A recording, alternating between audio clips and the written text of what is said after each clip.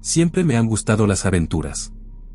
Ya sea saltar de un avión a 16.000 pies de altura, o una simple excursión con un amigo.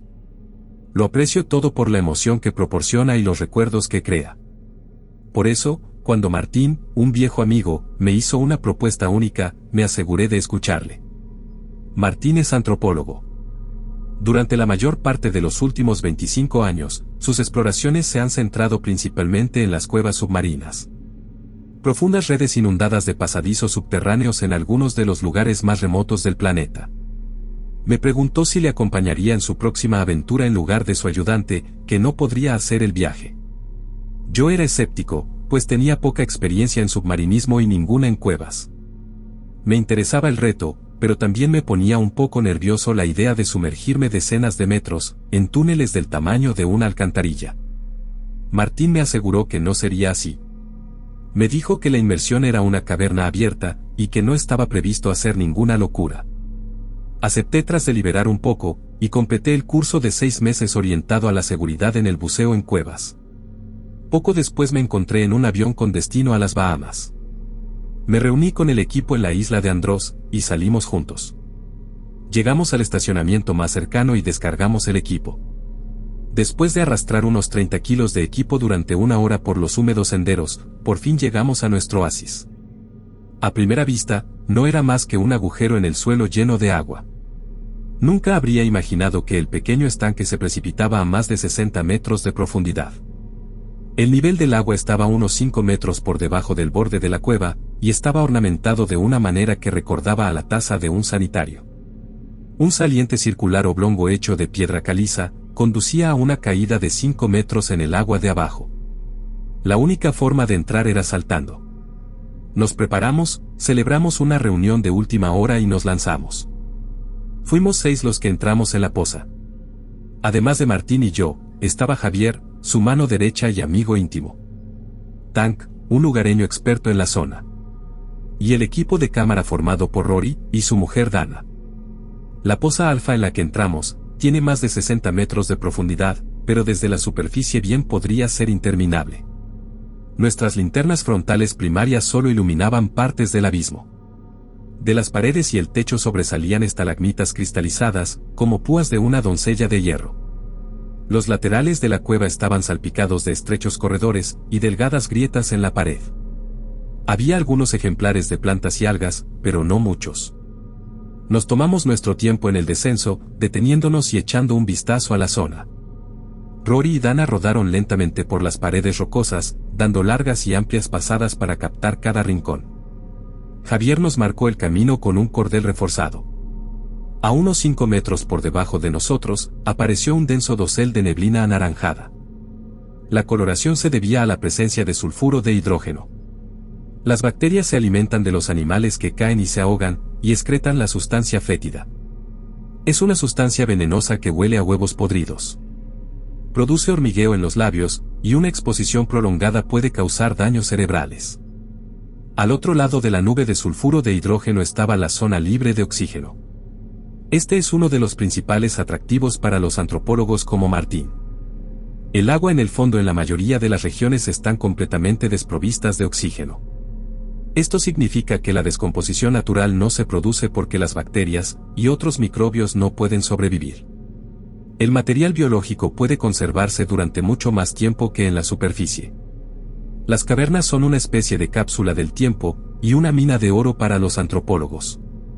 Martín descendió y empezó a excavar en la suciedad del suelo de la caverna, a unos 30 metros de profundidad. A su alrededor, cúmulos de sedimento y abono biológico se agitaron en un torrente submarino, que pronto enturbió la zona. Sus ayudantes se unieron a él, poco después y empezaron a adentrarse en la pila de cieno. El equipo acabó encontrando varios especímenes bien conservados, entre ellos cráneos y diversos restos de una iguana, una tortuga, un cerdo salvaje, varios tipos de aves pequeñas y peces, un albatros y un ciervo. El hallazgo de restos de peces significaba que en algún momento la cueva estuvo conectada a otro curso de agua. Quizá aún lo esté. Pero, el descubrimiento más interesante con diferencia, fue uno que no se reconoció inmediatamente. Una gran placa ósea, casi en forma de cesta con crestas irregulares a lo largo de la cáscara exterior. Se pensó que era un gran caparazón de tortuga, pero la curvatura de su forma lo hacía improbable. Por desgracia, era demasiado grande para llevarlo a la superficie. Martín teorizó que el caparazón pertenecía a una criatura mamífera extinta, conocida como gliptodón. Piensa en un armadillo gigante de la edad de hielo.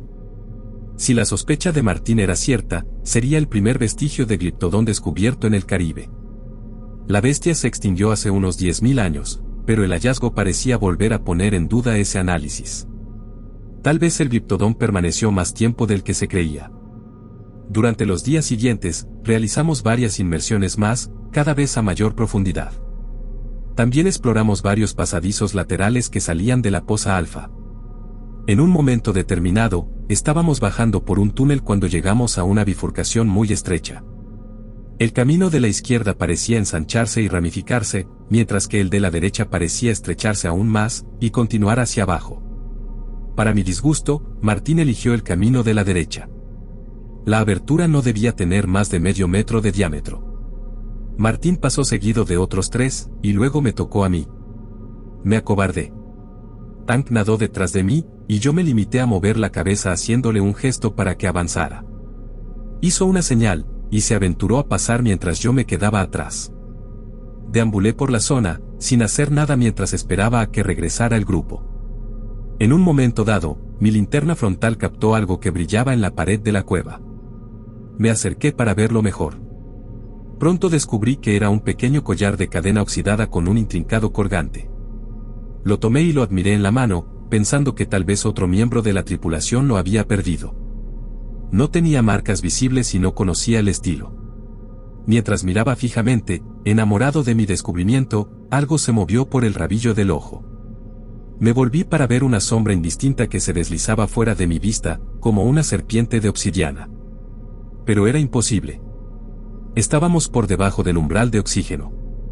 Ninguna criatura podía sobrevivir allí abajo, al menos no una que requiriera oxígeno. Debía de ser fruto de mi imaginación hiperactiva en la oscuridad. Eso es lo que decidí creer. El equipo regresó varios minutos después, y ascendimos de nuevo al borde de la poza Alfa. Pero, algo era diferente. Los demás miembros del equipo de buceo estaban inusualmente callados, sobre todo después de una inmersión con éxito. Incluso Javier, el más ruidoso del equipo, estaba estoico. Martín me llevó a un lado poco después, y me informaron por qué. «Hemos encontrado algo», pronunció las palabras, sin un ápice de su entusiasmo habitual. Martín tragó saliva y miró al resto del equipo. Siguió contándome cómo había continuado por aquel estrecho pasillo, y tras varios minutos, llegó a un callejón sin salida. Fue allí donde lo encontró. En un montón de cieno y abono, destacaba una hebra vibrante de poliéster amarillo. Un montón de huesos envueltos con un jirón de ropa negra y amarilla, yacía descolocado en el suelo de la cámara. Pero, estos huesos eran diferentes. Una mirada al cráneo y al equipo, y lo supo, eran humanos. Martín descubrió poco después que se trataba de un compañero de buceo. Accidentes como ese son una cruda realidad de la profesión. Muchas personas se han perdido en las profundidades de las cuevas. Parece que este hombre, quien quiera que fuese, corrió la misma suerte. Su equipo estaba destrozado, casi irreconocible, pero quedaban fragmentos de su traje de buceo y su máscara. Debió de pasar mucho tiempo allí abajo. Hablamos del descubrimiento del buceador perdido, y nos tomamos un momento para presentarle nuestros respetos en silencio. Les hablé del collar y también lo exhibí. Martín permaneció en silencio, sin comer su cena y permaneciendo distante del grupo. Al cabo de unos minutos, decidí ir a ver cómo estaba. Nadie había bajado tanto. Me miró fijamente a los ojos cuando lo dijo, con una mueca de preocupación en sus mejillas canosas. Al menos, que sepamos. Aclaró. Tenía la impresión de que todo el sistema había sido explorado y cartografiado a fondo, pero obviamente no era así. No tenía intención de volver a aquel agujero olvidado de la mano de Dios, tras el descubrimiento del buzo fallecido. Martín lo entendía, pero no estaba dispuesto a darlo por terminado. Después de todo había un pasaje más que necesitaba investigación. Martín teorizó que era el más grandioso de todos. Un reino de majestuosidad sumergida, indemne a la mano del hombre. Uno que, a nuestro regreso, llevaría nuestro nombre. No sé cómo ni por qué, sus palabras lograron convencerme, pero pronto me encontré de nuevo con el traje puesto, flotando en la superficie de la poza alfa. Realizamos la rutina habitual, y uno a uno mis compañeros se hundieron para una inmersión más. Volvimos al mismo túnel de la escapada anterior. Esta vez, en la bifurcación, tomamos el camino de la izquierda. Martín tomó la delantera y se adentró en el pasillo. Cada patada metódica que daba, revolvía un aluvión de sedimento en el agua. En poco tiempo, la visibilidad en el túnel se hizo nula, mientras nuestro grupo avanzaba a ciegas. A medida que avanzábamos, llovían escombros del techo, y perdí de vista al resto del equipo. Mi ritmo cardíaco empezó a aumentar de nuevo, mientras la densa nube se cernía en espiral a mi alrededor. Me agarré a la guía con la mano izquierda, mientras con la derecha me movía por la pared del túnel. Durante varios minutos avancé a ciegas en la niebla, guiándome únicamente por el tacto. De repente, la roca porosa se convirtió en una sensación suave, casi blanda. Retiré la mano por instinto, pero la curiosidad me hizo volver. Palpé a lo largo de la pared, hasta que volvió la sensación blanda. Empecé a apretar la mano, y de repente, la cosa se sacudió. Sentí que se alejaba y mi corazón se hundió como un ancla. Me apresuré a avanzar, ahora con una nueva sensación de urgencia. Me golpeé la cabeza varias veces mientras avanzaba, pero finalmente la densa niebla se dispersó y salí de ella. Me encontré con un abismo negro e infinito, que se extendía más allá de mi vista en todas direcciones. Miré hacia atrás para ver el turbio túnel del que había salido, y el muro de piedra que se precipitaba decenas de metros hacia abajo. Martín, Javier, Dana y Rory estaban a la deriva a un par de metros, rodeados de nada más que el vacío. Nos reagrupamos y Martín sacó una varita luminosa de su mochila. La encendió, y se quedó mirando un momento antes de soltarla. La varita verde neón se hundió cada vez más. Debimos de verla hundirse durante al menos medio minuto, antes de que finalmente pareciera detenerse en el fondo. En ese momento solo era un punto verde. Debía de estar a cientos de metros de profundidad. La luz se desvaneció por completo. Probablemente se apagó por la inmensa presión que había debajo. Nos quedamos un momento esperando a que Martín decidiera un plan. Un grito ahogado escapó de los labios de Dana, con una ráfaga de burbujas. Nos volvimos hacia Dana, para verla dando frenéticos golpecitos a Rory y señalando hacia abajo. Miramos hacia abajo, y contemplamos incrédulos como la varita luminosa empezaba a elevarse desde el fondo. Empecé a retroceder hacia el túnel, ahora con el corazón clamando y la mente gritando que me largara. La luz seguía ascendiendo y parecía ganar velocidad a medida que avanzaba. También parecía como si hubiera cambiado de color de verde neón, a más de un tinte azul. La luz también parecía estar cambiando de forma rápidamente, como si se doblara de lado a lado. Dana empezó a moverse hacia mí, pero el resto del equipo miraba fijamente hacia abajo, paralizado por el espectáculo resplandeciente. Otros empezaron a retroceder uno a uno, a medida que la luz se acercaba. Finalmente, Martín fue el único que se quedó. La luz le alcanzó y nuestras linternas frontales revelaron lo que era. Una anguila o lamprea de algún tipo, tal vez de 1 metro de largo y negro sólido. La luz azul que habíamos visto estaba impresa a lo largo de su vientre, como una especie de pantalla bioluminiscente. La criatura empezó a rodear a Martín lentamente, como si sintiera curiosidad. Martín parecía casi cautivado por la criatura. Sin duda, no se parecía en nada a ninguna criatura que hubiera visto antes. Probablemente una que sería totalmente nueva para la ciencia. Entonces la criatura se alejó unos metros de Martín, y empezó a moverse con un movimiento extraño. La mejor palabra que puedo usar para describirlo sería una especie de danza. Hacía una breve pausa, y luego se contoneaba rápidamente antes de volver a detenerse. Repetía el movimiento una y otra vez, manteniéndose fiel a su patrón. Era casi hipnotizante. A pesar de lo interesante del hallazgo, sentí que se me acumulaba el miedo en el estómago. Un minúsculo destello me llamó la atención desde abajo. Había otro y se elevaba hacia nosotros. Otro destello cobró vida un segundo después, seguido rápidamente por otro. Pronto empezaron a surgir docenas de ellos, y a seguir a los demás. El segundo se unió al primero junto a Martín, y enseguida comenzó la misma exhibición peculiar en perfecta sincronización con el primero. Se unió un tercero y luego un cuarto. Volví a mirar hacia abajo y el corazón se me subió a la garganta. Toda la zona bajo nosotros había empezado a brillar, cuando cientos de esas cosas se iluminaron y se elevaron, como una bandada de deslumbrantes ascuas azules. Pero, en medio de ellas se formó una luz mucho mayor. Comenzó a elevarse, con destellos azules que brillaban en un espectáculo deslumbrante. Martín por fin había visto suficiente. Se giró para unirse a nosotros, pero era demasiado tarde. En cuanto se movió, una de las anguilas se abalanzó sobre él, enroscándose en su brazo y clavándose en su carne. Docenas de anguilas se unieron al ataque en cuestión de segundos, convirtiéndose en un frenesí alimenticio. Oí gritar a Martín, pero no había esperanza de salvarlo. Los demás huimos inmediatamente, de vuelta al pasadizo cargado de cieno que nos había conducido hasta allí. Dana fue la primera, seguida rápidamente por Javier y luego por mí. Me moví lo más rápido que pude por el pasadizo, cegado por el fango pero preocupándome solo de escapar a toda costa.